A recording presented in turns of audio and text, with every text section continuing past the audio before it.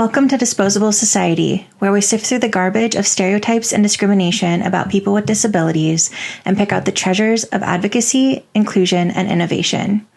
My name is Caitlin, and for those with visual disabilities, I'm wearing a pink sweater, and my hair is dark brown, and it's down. And in the background, I have a sign that says Disposable Society and a fern behind my right shoulder.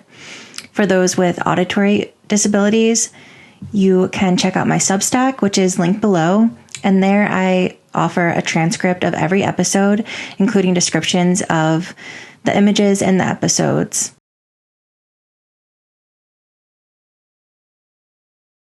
In 1967, Foucault described heterotopias as distinct spaces within a society that hold meaning. Meaning within a space can be elicited through the context within that space and through what's left out of it. He outlined 6 principles that can signal heterotopias. The first is spaces of crisis. People go to these spaces during troubling times when they may need more specialized needs met than mainstream society can provide. The second principle involves spaces that function very differently from other spaces. Cemeteries are a primary example of this. The third principle is that heterotopias may have spaces within spaces. I like to use the example of Disney World. There are spaces for eating, shopping, sleeping, drinking alcohol, getting married. The fourth principle is a break from traditional time. And again, cemeteries are relevant here because sometimes when you go there, it's because you're dead. So time has literally stopped. The fifth principle of heterotopias is that they can have distinct openings and closings. Foucault uses the example of prisons here due to the security measures one has to undergo when entering or exiting. The sixth and final principle is that a space can serve a function to all of the spaces outside of it. Pervasive examples were Puritan societies brought by Jesuits to the Americas during colonization. The messaging of these societies promoted morality, Christian values, education, missionary work. But Native Americans outside of the alleged moral bubble were demonized, raided, killed. Children were stolen and indoctrinated in boarding schools, encouraged to abandon their culture altogether. Foucault calls this developing Christian space, and something similar was done in the early 19th century with the introduction of institutions for the deaf and blind, specifically for deaf and blind children. So in the late 18th and early 19th century, backlash about institutionalization was mitigated. And it was done through assuaging the public into believing it was this moral Christian thing to do. I'm going to call it a facade of morality.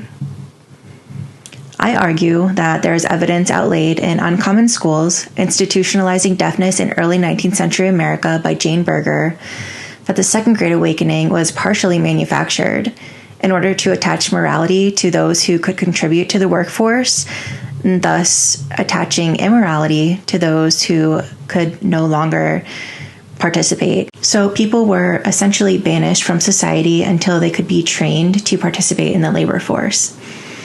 Keep in mind, the means of production were shifting at this time as industrialization was afoot and family farms and businesses were fading.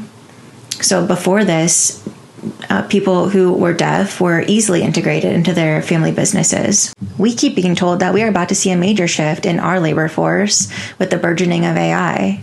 Amazon Corporation just announced that 600,000 of their jobs will be replaced by robots. Because our modes of production are shifting, could othering and demonization of individuals who will be out of work occur in the future? I am personally keeping my eye out for morality being weaponized. If analyzing the institution as a space, many of its characteristics carried meaning. The American School for the Deaf was used politically to signal state sovereignty and national prowess. It was located in city centers where elite tourists were sure to witness it, and it had elaborate architecture, unlike any other school. It signaled scientific achievement. It signaled state legitimacy.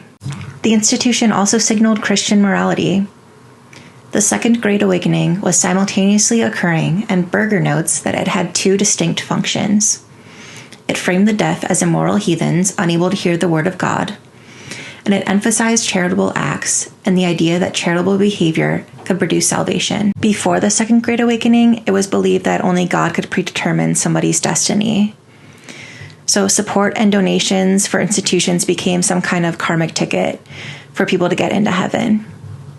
The founder of the American Institution for the Deaf was himself a reverend. Is a weaponization of morality having implications for the disability community today? Personally, I am witnessing a surge of previously mainstream media contributors, Tucker Carlson, Candace Owens, Russell Brand, Megyn Kelly, Brett Cooper, move to alternative media platforms like YouTube. They claim to have been born again, to have converted to Catholicism, and there's all of this religious rhetoric. There has even been a side story that Trump is the second coming of Christ himself, and that God himself saved him from the Butler, Pennsylvania incident. Even Peter Thiel just weighed in on the Antichrist. So there's all of this rhetoric, and simultaneously, I am observing the same sector of people promoting this. This says, "Make asylums great again," and was an episode on Brett Cooper's YouTube channel about homelessness and mental illness, discussing the president's initiative to evict the homeless from the streets of LA, probably because the summer 2028 Olympics are going to be hosted in Los Angeles. Because as we learned, where elite tourists go, the powers that be want to showcase their legitimacy, their wealth, their total domination over the population. Trump almost synonymously discusses homelessness with mental illness. And the question remains, if you evict them, where will they go? In Berger's essay, the Reverend founder of the Deaf Institution described untutored deaf people as heathens in order to convince potential donors of the exigency of institutions. But deaf individuals were only being marginalized as the labor market shifted, and their ability to contribute in the unfolding labor market was being questioned by the government. They demonized them as immoral right as the new era of industrialization was at the horizon. What's happening to our labor market right now? AI is coming, and we've all heard the talking points. Whose jobs will be taken? Who will no longer be able to participate in the labor market? Who will be the next heathens? We still have time before AI infrastructures are in place. People have time to learn new skills and go back to school, network, find a niche. And I also hold firm that while people in power may not value our humanity when it does not serve their means of production, we value each other. We want to see people when we go outside. We want to feel that human connection. We want goods made by real people because we value real people. The way we hold on to these things is by choosing to interact in spaces that encourage community, shopping locally as much as possible, engaging in the community that we live in.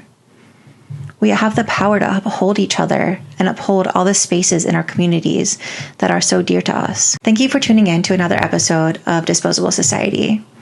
I'm going to be posting some episodes that are really short, like 2-minute tutorials, how to make some of the artwork that you see in these videos, just using items that you may otherwise dispose of. I'm hoping that this channel can blossom into something that is almost a culture of disability. And I would love if anyone would want to contribute any ideas as well, or any videos as well. So until next time, upcycle what you can.